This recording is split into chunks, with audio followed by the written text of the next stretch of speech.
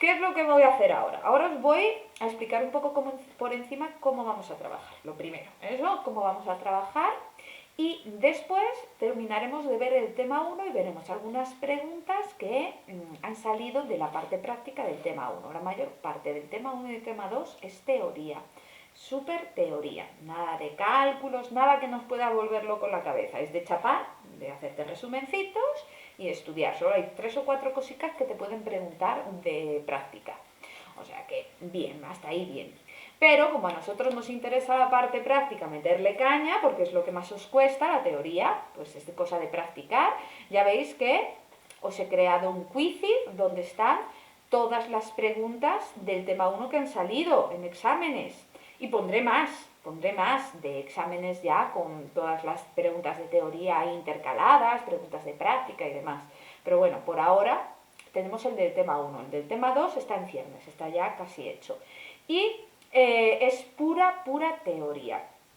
Ahora, nos interesa hacer la práctica, entonces vamos a ir intercalando el tema 2 y el tema 3. Vamos a empezar a hacer también los escalamientos. El tema 3 trata las escalas.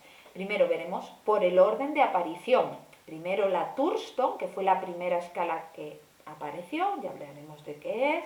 Después la Likert, que es mucho más sencilla, súper fácil. La Likert es una cosa súper fácil. Y después está la Osgood, o de diferencial semántico, y la Guzmán. La Guzmán a mí me gusta mucho, es muy divertida, pero o la adoras o la odias. Hay que elegir. Bueno, ahora vamos a ver en el Drive los documentos que he creado para que podáis trabajar tranquilamente estas escalas, que es lo que vamos a ver en la próxima clase. Ya la próxima clase, escalas a tope. Bueno, también pondré para la próxima clase, mañana mismo ya tendréis una carpeta del tema 2, con el resumen del tema 2, pura teoría, un rollo el tema 2. Pero a mí me interesa, que supongo que sea lo que más miedo os da a vosotros y es lo que más me gusta a mí, el tema 3. El tema 3 ya son cálculos a mansalva. Bueno, tenéis aquí unos cuantos ejercicios de exámenes cogidos de vuestros exámenes, ¿vale? Aquí ejercicios de escalas cogidos de vuestros exámenes y de preguntas de autoevaluaciones, bueno, un poquitico de todo, ¿vale? Que los he ido haciendo y poniendo con las respuestas, ya veis, paso a paso, está todo hechito paso a paso. Y esto lo iremos viendo en la próxima clase. Bueno, empezaremos con la escala Thurston. Y aquí hay todas las escalas, ejercicios y demás. Ya veis que pasico a pasico, cuando podréis practicar y demás. Además, hay documentos de teoría de estas mismas escalas para que entendamos el porqué. Por ejemplo, la escala Thurston es la primera que vamos a ver. Aquí hay una rata. Me confundí, no es 1988, es 1928, que la lié parda, ¿vale? Es de 1928, no de 1988, me confundí. Y después la Likert, que esta es súper, mega, ultra fácil, súper fácil. La vamos a ver y no nos va a costar nada, con ejemplos, pasito a pasito, bueno, y 4 o 5 cositas más. O sea que vamos a ir intercalando teoría con práctica. Entonces, del tema 1, aquí tenéis ejercicios de autoevaluación para hacer, tenéis el quizid y, bueno, un resumen, porque ya veis que es más largo que un día sin pan el tema 1 y 2. Son larguillos y bastante densos, pero es pura teoría, no hay que darle más vuelta. Vamos a los métodos de escalamiento. A ver, en psicología, si no podemos medir los estímulos, los sujetos y las respuestas hacia un estímulo, ¿qué concholis hacemos? O sea, ¿qué hacéis en psicología, salvo medir los estímulos e intentar comprender las realidades psicológicas a partir de las reacciones, de las respuestas de los sujetos, de las actitudes? Todo esto es necesario. Es que si no, nos quedamos en la mitad, nos quedamos con la mitad de la psicología. Si no hay escalamiento, no hay nada para trabajar. Bueno, aquí tenemos que entender que las escalas se van a encargar de eso, de intentar medir los estímulos, las respuestas a los estímulos y los sujetos, la reacción de los sujetos hacia una actitud, un estímulo cualquiera, algo. ¿Vale? aquí nos hablan un poco, que para eso tienen que estar ordenados, bueno, nos ponen que es el estímulo, que no sé qué, que tiene que ser un continuo, bueno, todo un poco una idea. Nosotros, yo qué sé, cuando hablamos del sonido, hablo una cosa más física como es el sonido, pues el sonido va en un continuo, va aumentando, yo puedo aumentar el sonido hasta cada vez más alto, más alto, más alto, es un continuo. Pero las variables de tipo psicológico también funcionan igual. Las variables de tipo psicológico también funcionan igual. La depresión, la tristeza, también es un continuo. Es un continuo que puede ir aumentando, ¿vale? Constantemente. O sea que lo podemos utilizar para un tipo de variables, pero también para otros. Para este otro tipo de variables, para este tipo de variables psicológicas y sociales, utilizaremos sobre todo lo que veremos más adelante, que es el TRI, la teoría de respuesta al ítem, porque trabajaremos con rasgos latentes. Vamos, rasgos latentes son variables que no medimos directamente, sino a través de sus indicadores. Yo aquí puedo poneros un ejemplo con el que estuve trabajando bastante, que es, bueno, esto ya lo digo luego, son niños maltratados, ¿vale? Niños maltratados, niños que sufrieron abusos y maltratos. Yo hace pocos de años trabajé en un centro, no aguanté mucho porque era horroroso, ver algunas cosas que tenías que ver de niños con síndrome de abstinencia, bebés y cosas así. Pero bueno, era muy interesante porque hice las prácticas y después me contrataron y estuve un tiempo ahí trabajando, pero después cambié rápidamente y me puse, había un psicólogo que era el que se encargaba de tutorizarme y bueno, me estuvo enseñando los indicadores que permitían ver, por ejemplo, los síndromes de abstinencia de los bebés, los niños que han sufrido abusos sexuales, y todo eso son rasgos latentes, porque nosotros no podemos medir el trauma del niño, no podemos directamente, no hay una regla que me permita medir el trauma del niño. ¿Cómo sabemos cuál es la depresión, cuál es la situación del niño? Bueno, pues lo medimos a través de sus indicadores. Todo eso lo medimos a través de los indicadores. Bueno, pero bueno, eso es el TRI, eso se mide en el TRI, ahora lo veremos. Aquí hablan del origen de todo. Bueno, el padre, el origen de todo es este señor. A ver si soy capaz de ponerlo un poco más pequeño para verlo todo a la vez. Este señor Herbart, que habla del umbral mínimo. O sea, lo mínimo para darme cuenta que algo existe. Lo vamos a entender por el sonido, pero con el resto de variables, también las variables psicológicas, funciona. El umbral mínimo es el umbral mínimo, el valor mínimo que me permite detectar algo. Por ejemplo, el sonido es imperceptible hasta que digo, ostras, estoy oyendo algo. Esa cuantía de sonido que digo, ostras, lo estoy oyendo, es el umbral mínimo. Pero también sirve para otras variables, para variables de tipo psicológico. La tristeza. ¿Cuántas veces estamos tristes y no nos damos cuenta hasta llegar a un umbral concreto? Ese es el umbral mínimo de la tristeza, de depresión, de lo que queráis, ¿vale? De todas las variables. Bueno, las teorías de Herbart, este señor, fueron tomadas por Weber. Aquí está Weber, y Weber incluyó las teorías de Herbart del umbral mínimo en su teoría, igual que las teorías de Weber fueron incluidas en las de Fechner, y bueno, las de Fechner fueron incluidas en las de Hund, ¿vale? Que es súper famoso porque fue uno de los primeros en que creó, y bueno, también Stevens fue el que creó, laboratorio experimental, un laboratorio de psicología. Pues muy famoso, que seguro que lo conocéis ya. Bueno, pues todas las teorías, unas están incluidas en las otras. Y ahí va a tener un poco de truco y veremos una pregunta de práctica donde van a intentar engañarnos con eso. Bueno, la ley de Weber, bueno, en el fondo lo que buscaba era conocer estos DAP, estas diferencias apenas perceptibles, que es la cuantía que me permite identificar, oye, que ese estímulo está creciendo. Por ejemplo, en el sonido, yo oigo un sonido, lo acabo de oír, ¿vale? Estoy oyendo un sonido. ¿Cuándo me doy cuenta que ha aumentado el sonido? esa cuantía que me permite decir, ostras, se está subiendo el volumen, ¿vale? Esa cuantía son los DAP.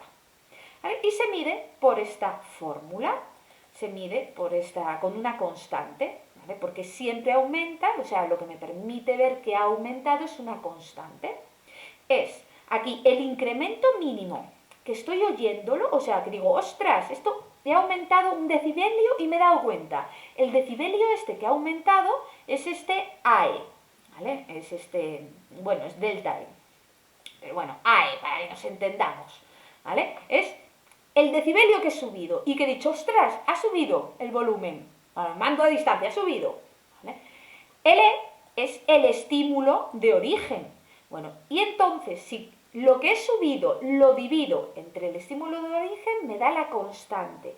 La constante que es la constante de aumento de un estímulo. Siempre aumentan de manera constante. Fechner, este señor de aquí, cogió las teorías de Weber y como que las hizo más finas, las aumentó, trabajando con logaritmos neperianos. Vamos a ver.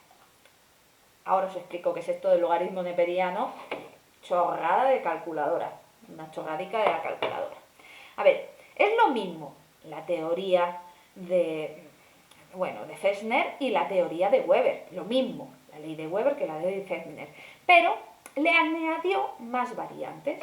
Como consideramos que es un continuo, que los estímulos, las variables son un continuo, o sea que van aumentando progresivamente, bueno, en línea recta, pero mis líneas rectas son un poco curvas, ¿qué le vamos a hacer? Pero imaginaos que es una línea recta, ¿eh? Va aumentando en línea recta. Pues esta línea recta se puede cuantificar, es una proporcionalidad, es un aumento de una cantidad de sonido, de lo que sea, de lo que estemos midiendo.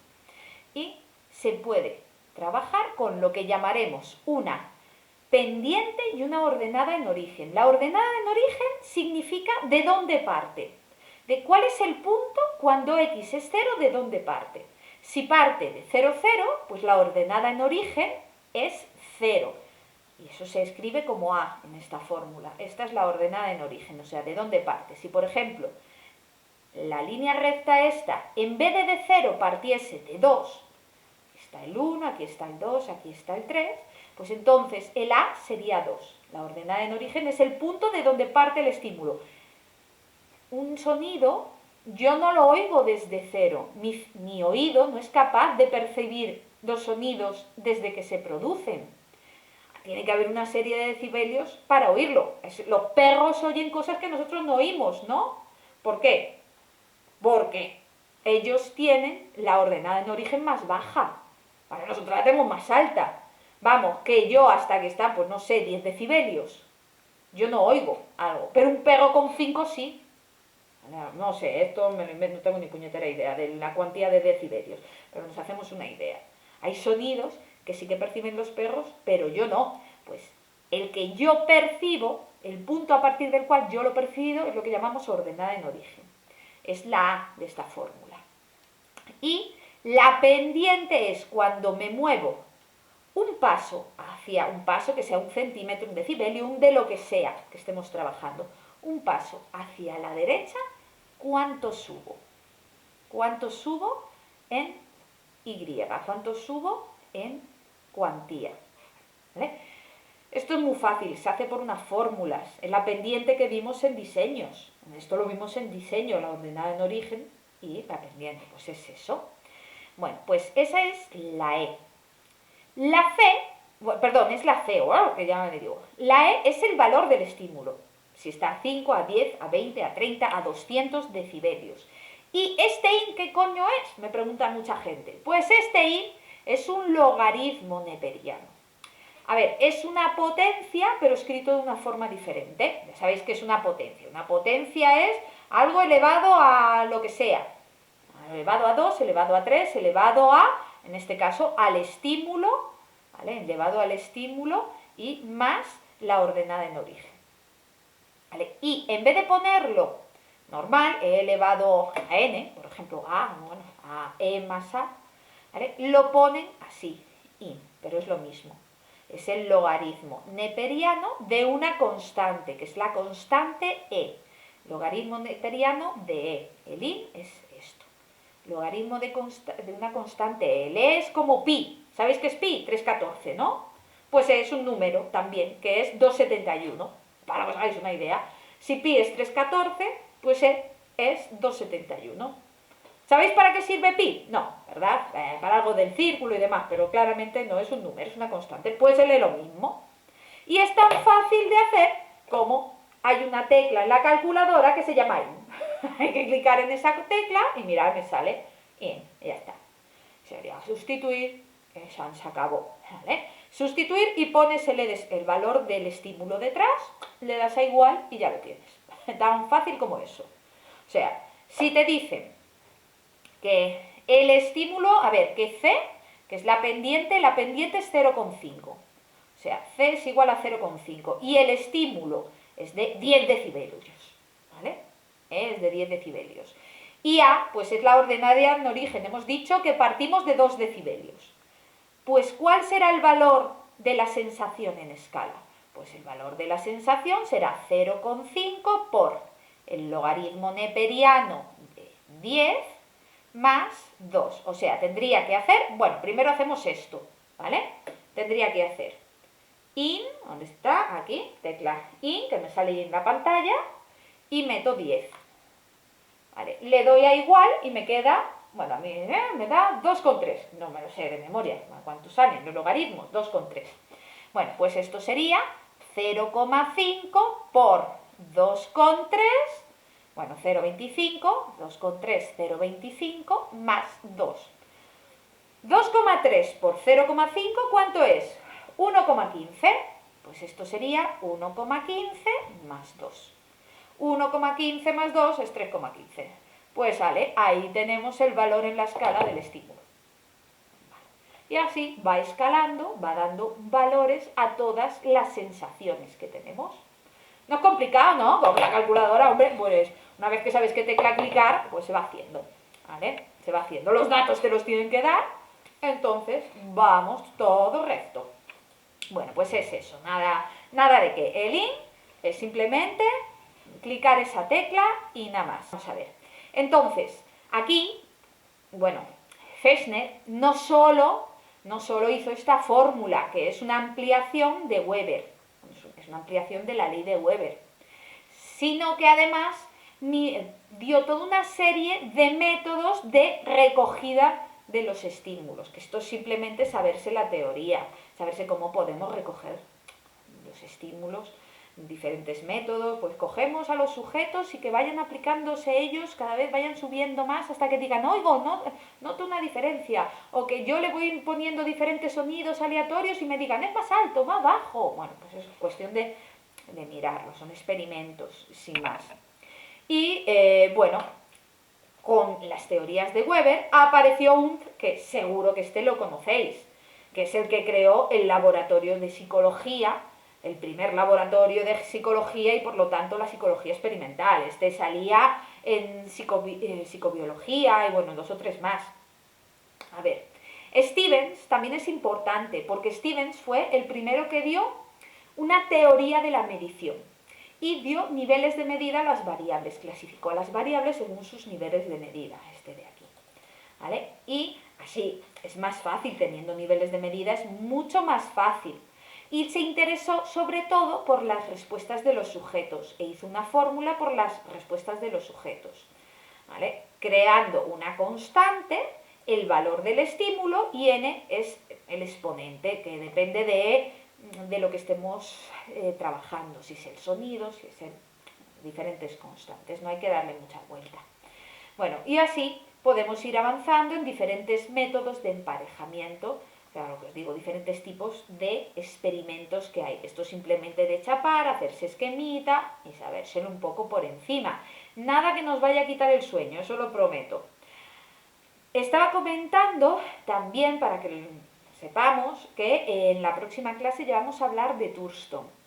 Thurston fue el primero en que se encargó de buscar una técnica para medir rápidamente, fácilmente, en escala a un grupo de sujetos, medir las escalas, las actitudes de un grupo de sujetos o de un sujeto solo. Y bueno, lo creó no solo vamos a ver cómo funciona, sino cómo comprobar que funciona adecuadamente. Cómo comprobar que una escala Thurston funciona adecuadamente, que nos permite medir pues, lo que sea. Por ejemplo, si creemos en la reinserción o no creemos en la reinserción. Gracias, nuestro grado de creer en la reinserción lo vemos por la escala Thurston. O el racismo, si somos racistas o no somos racistas. La cuantía de exactitud valorada de 1 a 11, por ejemplo, que es lo habitual en la Thurston, pues me lo dice, lo puedo mirar a través de la escala Thurston. Se puede saber a partir de la escala y eso lo vamos a ver. Y vamos a comprobar cómo una escala Thurston funciona bien por la ley de juicio comparativo y la ley de juicio categórico, trabajando con jueces, que son personas que encontramos por ahí que conocen el tema, ni más ni menos. Bueno, y además hablan de Guzmán, que ya os digo, esta o la adoráis o la odiáis. A mí me parece súper divertida la escala Guzmán, porque comprobar que una escala Guzmán funciona bien es como un sudoku. Es súper divertido de hacer. Ya veréis que o la odiáis o la adoráis. Una de dos. Es poner los unos a la izquierda, los ceros a la derecha. Y después comprobar ahí cuántos unos están a la izquierda, cuántos ceros están a la derecha, que no tienen que estar. Es buscar errores. Buscar errores que hay. Es realmente entretenida. No es de esta que dices trabajosa. Es de más o menos tener vista e ir intentando como... Cuando te ponen una imagen y te dicen, dos imágenes y te dicen, búscame las diferencias, pues igual, tienes que buscar los errores. Pues la escala Guzmán tiene mucho de eso, o sea que es entretenida, no es especialmente complicada, el cálculo es súper fácil, no es nada difícil, esa gusta mucho de hacer. Y bueno, los test, que esto sabéis perfectamente, Galton, no hay problema, los test de inteligencia, que muchas veces es en plan, los test de inteligencia, ¿cómo se hacen? Bueno, pues los test de inteligencia es comparar la edad mental con la edad psicológica, no es nada complicado, es súper fácil, y ponerlo en tanto por ciento, claro, ponerlo en tanto por ciento, no nos vamos a confundir. Vamos a ver una pregunta dos preguntas de test de inteligencia, que son súper fáciles. Tenemos que ver cuándo se utilizaron, las primeras veces, los diferentes tipos que hay, súper fácil y súper fácil, vamos, no hay ninguna dificultad. Y otros tipos de test de aptitudes que hay que son muy famosos, vamos, que esto niquelado, esto lo tenemos súper bien, es solo teoría, saber un poco de todo, pueden preguntar cualquier cosita de esto. Las escalas, no os preocupéis mucho porque os he puesto unos documentos donde hablan solo de las escalas. Esta, la escala Likert, la escala Thurston, la escala Osgood y la escala Guzmán, las vamos a ver aparte. Vale, o sea que aquí tampoco os volváis locas porque hay un tema entero, el tema 3 es solo de esto. O sea que ahí veremos tranquilamente y lo entenderemos bien. Y poco más, bueno, nos quedan los test referidos a criterio y los test referidos a la norma, para entender cuál es la diferencia. A ver, un test referido a la norma lo que busca es evaluar a un sujeto. O sea, un examen vuestro es un test referido a la norma. ¿Por qué? Porque busca saber cuál es la cuantía de conocimiento que tienes, cuál es la cuantía de aptitud que tienes, si tienes un 2, un 5, un 7, un 9. Pero sin embargo, los test referidos a criterio, los que buscan es si sobrepasas la cuantía, si eres capaz, o sea, si pasas el punto de corte, por así decirlo, que a partir de ahí tienes algo o te quedas por debajo. Por ejemplo, un test referido a criterio puede ser un test de conducir. El test de conducir está hecho para ver si pasas el criterio de conducir o no. ¿Vale? Y se utiliza mucho, por ejemplo, para ser guardia jurado tienes que pasar un test. Realmente da igual la nota que saques. Lo que importa es que pases la cuantía. A partir de ahí puedes llegar a optar a hacer las pruebas físicas. Bueno, las pruebas físicas creo que se hacen antes, ¿vale? Pero lo que quieres saber es si la pasas o no la pasas, ¿vale? No la nota con la que la pasas. Bueno, pues eso es el test referido al criterio. Me permiten ver si paso o no paso, ¿vale? Nada más y nada menos. Bueno, pues aquí nos hablan de las características de los test referidos a criterio y de los test referidos a la norma. Vale. Se parecen mucho realmente, son muy facilitas, muy sencillitas. Veremos cómo comprobar que los test referidos a la norma, o sea, los test normal de toda la vida, son buenos test o malos, comprobando la fiabilidad y la validez de los instrumentos, comprobando que cada ítem es adecuado, comprobando índices de dificultad, índices de homogeneidad, todas las fórmulas que me permiten comprobar que son buenos los test referidos a la norma. Y los test referidos a criterio tienen sus propias tienen sus propias fórmulas, fórmula de ganancia neta, bueno, tiene sus propias fórmulas que también veremos para comprobar que funcionan bien. Bueno, y bueno, habla un poco de la teoría de los test, cuando surgieron los test estandarizados, y después de ahí tenemos que mirar la teoría clásica de test y la teoría de respuesta al ítem. La teoría clásica de test es para comprobar que un test es adecuado, que un test funciona bien. Para ello tenemos que, por un lado, mirar el test en su conjunto, que funciona bien, en su totalidad, que todas las preguntas van en unísono, son fiables, es fiable, es que no comete errores de medición y que es preciso. Por ejemplo, una báscula, imaginaros que una báscula es un instrumento que quiero comprobar, que funciona bien. Una báscula es fiable cuando mide hasta los gramos, porque me mide con precisión. Y es válida cuando me mide el peso, porque hay veces que vais a la farmacia y queremos pesarnos y nos sale una hoja así de larga y que pone la masa corporal, la altura, me pone, yo qué sé, de la presión, me da 100.000 datos, pero es que no ves dónde está lo que quiere que mida, que es el peso. ¿Vale? Pues eso pasa con diferentes test. Hay test que utilizamos que miden cientos de cosas menos lo que tenemos que medir y por lo tanto no son válidos. ¿Por qué? Ya sabéis el dicho este de quien mucho abarca poco aprieta, ¿verdad? Si buscamos un instrumento que me mide 120 cosas a la vez, acaba fallando, acaba cometiendo errores. Bueno, entonces tenemos que comprobar que el instrumento en su conjunto es preciso, o sea, es fiable, y además que es válido, que mida lo que tiene que medir y que no se nos vaya por los cerros de Úbeda, ¿vale? Que mida lo que tiene que medir y que no otra cosa.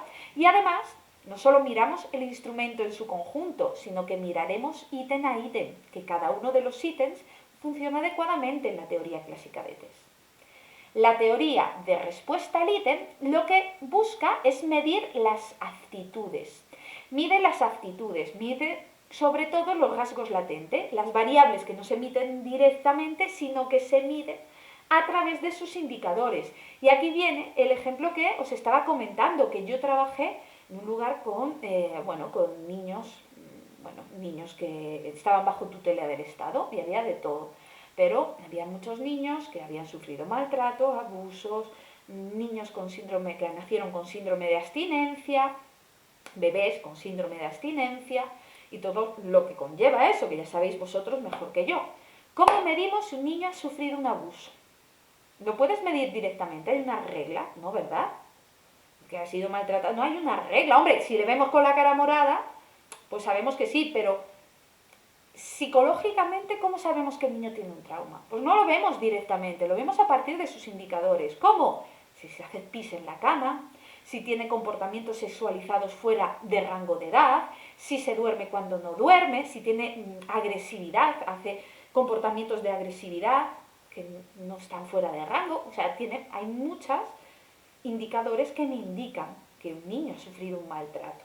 Ojo, por separado, puede que no, porque a lo mejor, por ejemplo, que un niño que tiene comportamientos sexualizados fuera de lo habitual para su rango de edad. Puede ser que tenga un hermano mayor adolescente, que le dejen siempre con el hermano mayor adolescente a las tardes, y ¿qué pasa? Que el hermano mayor adolescente pues habla, el niño le oye hablar y al final acaba diciendo lo mismo que su hermano, acaba copiando a su hermano. O sea que eso por sí solo no me indica que un niño haya sufrido un maltrato. Son una serie de indicadores que juntos me permiten ver una actitud en concreta. Y las teorías de respuesta al ítem trabajan estos rasgos latentes, trabajan estas variables no está en concreto, no está específicamente, sino cualquier variable que no se mide directamente, sino que medimos a través de sus actitudes. Por ejemplo, el racismo. El racismo lo podemos utilizar con una teoría de respuesta al ítem. No lo medimos directamente. ¿Hay una regla que mida el racismo? No. La xenofobia tampoco. Hay una regla que mida la xenofobia. No lo medimos directamente, sino a partir de sus indicadores. Y además, ¿cuál es la cuantía que me permita decir que una persona es racista y que otra persona no es racista? ¿Cuál es la cuantía? Pues depende de la sociedad. Porque lo que para esta sociedad puede que sea racismo, en Texas, a lo mejor, o en Japón, que son dos sociedades súper racistas, pues lo que aquí es racismo, allí pues total tolerancia y es ser súper antirracistas. Lo que aquí es un mínimo, a lo mejor allí es ser antirracista y radical, ¿vale? Porque depende de la sociedad donde estamos. Y eso es lo que trabaja el TRI. La teoría de respuesta al ítem trabaja las curvas, trabaja a partir de curvas de aceptación de la sociedad, por así decirlo. ¿Vale? Esta fórmula es para la teoría clásica de Tess, ¿eh? Esta no es, esta, a ver, aquí está el TRI, que decía yo, esto no es, esa es la otra. Es la curva característica del ítem. ¿Y qué es esta curva característica del ítem? Bueno, pues la curva característica del ítem, pues ya os digo, realmente lo que hace es decirme si estoy de acuerdo o en desacuerdo con la mayoría de la gente en la sociedad. Y no se representan por una línea recta como hemos visto hasta ahora. Hasta ahora siempre veíamos variables que se medían como una línea recta, proporcionales, donde teníamos pendiente y ordenada en origen. Pues ahora, cuando trabajamos aptitudes, no se miden en línea recta, se miden así. ¿Por qué? Porque la sociedad, ¿qué tiene? Tiende a la regresión lineal, tiende a que la gente intenta parecerse unos a otros. A ver, esto lo entendemos perfectamente. A ver, ¿cómo lo explico? ¿Sabéis este síndrome que tienen las niñas adolescentes? Ahora no me acuerdo del nombre, si Pigmalión no era, no me acuerdo. El síndrome de Cenicienta tampoco, no me acuerdo. Bueno, os digo el síndrome, seguro que os sale el nombre. Niñas adolescentes, bueno, chicas adolescentes con altas capacidades, que se hacen las tontas. Cuando llegan a la adolescencia, se hacen las tontas. ¿Por qué? Porque no quieren destacar sobre el grupo, quieren ser aceptadas por el grupo. Y saben que si destacan, pueden ser rechazadas por el grupo, ¿no? Entonces, ¿qué hacen? Pues se hacen las tontas. O sea, pues esto que pasa a las niñas adolescentes con altas capacidades, le pasa a toda la sociedad. Tú siempre intentas parecerte a la mayoría. Si es una sociedad súper racista, ¿tú qué haces? Pues intentas. No vas a decirle en una sociedad súper racista donde la gente va gritando por la calle negro de mierda o cosas así y pegan a la gente, a que no te va, o sea, mucha gente no se va a enfrentar ahí a decir, oye, a ver qué haces tú, subnormal, deja al chaval. ¿Qué es lo que haces? Pues pasas, te haces como el loco, o si te pregunta alguien, sí, tienes razón. Intentas, por desgracia, la gente intenta adaptarse al grupo, a las ideas del grupo. Bueno, pues el TRI no se representa con una línea recta, estas variables, estas actitudes no se representan con una línea recta, ¿por qué? Porque siempre hay un grupo en contra y la mayoría de la gente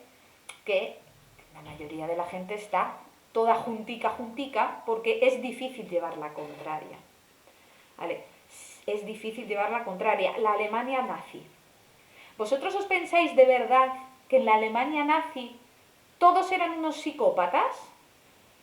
¿Vale? Que todos en la Alemania nazi pensaban que lo que le estaban haciendo a los judíos, a los negros, a los homosexuales, a los anarquistas, a los extranjeros, que estaba bien. No. Pero no, o sea, no, porque no son unos psicópatas todos los alemanes. ¿Pero qué pasaba? Que tenían miedo de llevar la contraria a la mayoría. La gente se va hacia los extremos. Sí que había un grupo de personas que decían, estáis como putas cabras, pero ¿qué estáis haciendo? Pero pocos, ¿por qué?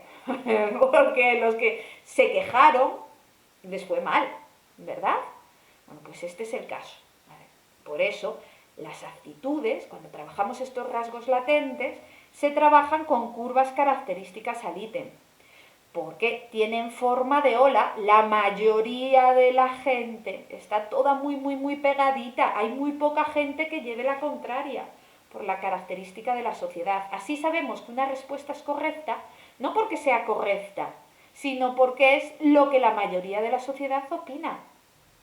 Japón es una de las sociedades más racistas que hay, pero súper racista. Lo que pasa es que no se suele saber porque la vemos súper moderna, súper no sé qué, pero es súper racista esa sociedad. ¿Qué pasa? Que las ideas racistas hacia chinos, coreanos, blancos, todas negros, todas las otras razas que hay, ¿vale? Realmente, a ver cómo lo explico, la mayoría de... ¿Cuál es la respuesta correcta hacia el racismo en esa sociedad? Pues lo que la mayoría de la gente opina. O sea, que la posición correcta es lo que opina la mayoría de la gente. Por eso sabemos que las respuestas correctas son las que opina la mayoría de la gente. Y por eso trabajamos con curvas características del ítem, porque siempre me voy a lo que dice la mayoría. Hay una regresión hacia lo que dice la mayoría. Bueno, esto lo iremos viendo. Bueno, aquí nos hablan de Lord. A mí me ofende mucho esto, porque el que realmente inició las teorías de respuesta al ítem, inició las fórmulas para poder medir la probabilidad de coincidir con la mayoría de la gente teniendo una actitud concreta, que es como se sabe si has acertado o no, ¿vale? La inventó un señor que se llamaba Ras, y todo el mérito se lo llevó el cabroncete que le copió la fórmula de Lord. Pero me ofende muchísimo. Pero bueno, aquí, si hablamos de Lord, pues de Lord, no pasa nada. Si el libro dice Lord, pues Lord. Pero que sepáis que las fórmulas de la probabilidad de acertar con la mayoría, probabilidad de tener una actitud concreta y estar con la mayoría de la gente, no la inventó Lord, la inventó otro antes que él. Lord solo modificó una fórmula, pero es el que se lleva todo el mérito. Y bueno, esto es el tema 1. Ahora vamos a coger algunos ejercicios que se basan en lo que os he explicado. Vamos a ver si soy capaz de subirlos. Bueno, el primero, súper fácil. Me dice, el coeficiente intelectual de un niño de 15 años cuya edad mental corresponde al grupo de 16 años. ¿Qué es el cociente intelectual? El cociente intelectual es comparar la edad mental con la edad real, los años que tienes. Pues ¿cómo se hace? Pues vamos, no se nos van a salir canas por hacer la edad mental entre la edad cronológica y claro, multiplicado por 100 para que estén tanto por ciento. Así será 16 entre 15 por 100, este será mi el cociente intelectual del niño. Cuando mi edad mental está por encima de mi edad mental está por encima de mi edad cronológica, yo tengo un coeficiente intelectual mayor de 100. Si mi edad mental está por debajo, pues es menor de 100. ¿Vale? Pero vamos, que esto es fácil, ¿vale? Que me falle alguien esto y me voy donde estéis, a Madrid, donde estéis a pegar collejas, que lo sepáis. Allá vosotros, que yo cojo la furgoneta, meto los perros y a pegar collejas. O sea, esa no se falla. Esta también es súper fácil. Dice, si para percibir que ha habido un cambio de sensación, de pesadez, o de lo que quieras, de ruido, de lo que quieras, hemos de añadir 20 gramos de café a los 60 iniciales, el umbral diferencial, pues es 20, porque es lo que ha aumentado, es la diferencia, es que su nombre lo indica, umbral diferencial, es la diferencia, es lo que he añadido para darme cuenta, es el DAP famoso, el mínimo que tengo que añadir para darme cuenta, es ese 20, ¿vale? Bueno, pues más fácil, oye, me falláis esta y también, cloc, cloc, cloc, una de estas cae seguro, pero una del tema 1 cae seguro, y son estas. Lo más complicado del tema 1 es la que hemos visto de Fechner, lo del logaritmo neperiano, lo del in, que fácil era, que simplemente explicar a la tecla y hacer la formulita, o sea, que tampoco es para tanto. Otra de cociente intelectual, en una prueba de... es de cociente intelectual, sí. En una prueba de personalidad, un sujeto ha obtenido una puntuación equivalente a una edad cronológica de 20 años. Si el sujeto tiene 18, ¿cuál es el coeficiente intelectual? Pues date, lo hacemos. Hay veces que me dicen, ojo, ¿y si mi edad mental es 2 años superior? ¿Qué tendré? ¿100, 106 o 90? Y tú tienes que intuirlo. No sabes cuál es la edad, pero tienes que intuirlo. Si tu edad mental está por encima de la cronológica, pues tienes que saber que es superior a 100 y tienes que escoger la opción sin hacer el cálculo, por intuición, porque ahí se saca, es súper fácil. Y una de estas cae todos los años. No sé qué examen, pero una de estas te va a caer. O sea que estás niqueladas. Y después una de calculico, pero calculito es súper fácil. Y ojo, esta tiene trampa, una trampa súper chorrada. A ver, asumiendo que se verifican los supuestos de la ley de Fechner, que el umbral absoluto de una persona para el calor es de 22 grados y que el umbral diferencial es de 0,40, o sea, lo que aumento para darme cuenta de que se ha aumentado es 0,40. La constante de Weber, ¿cuál será? Ojo, aquí, aunque me hablan de Fechner, es la fórmula, la primera del formulario, la de Weber, ¿vale? Es esta de aquí. Esta de aquí. ¿Por qué? Porque Fechner cogió toda la información de Weber y la hizo como propia, igual que Weber cogió toda la información de Herbar. O sea, que van comiendo uno la información del otro, van como continuando, ¿vale? Y se asume todo lo anterior. Aquí es hacer la ley, la primera fórmula, aunque no es complicada, con ojo, lo que ha aumentado, me he dado cuenta que ha aumentado, que es 0,4. Lo mínimo para tener esa sensación, lo divido, o sea, 0,4 entre 22, me da 0,018. Pues esa es la constante que va aumentando la sensación de aquí, ¿de qué era? El umbral diferencial de la constante, bueno, ni me dice de qué es. Pero vamos, que es fácil. Y esto es el tema 1. Hay que chapar mucho porque hay mucha teoría, lo de los test, los métodos de experimentación, el no sé qué. Bah, muchísima teoría. Pero es teoría, esa me la sacáis. Además tenéis los test, tenéis hechos para hacer de años anteriores, todo ordenadico, eso es fácil. Y nada más, y nada menos.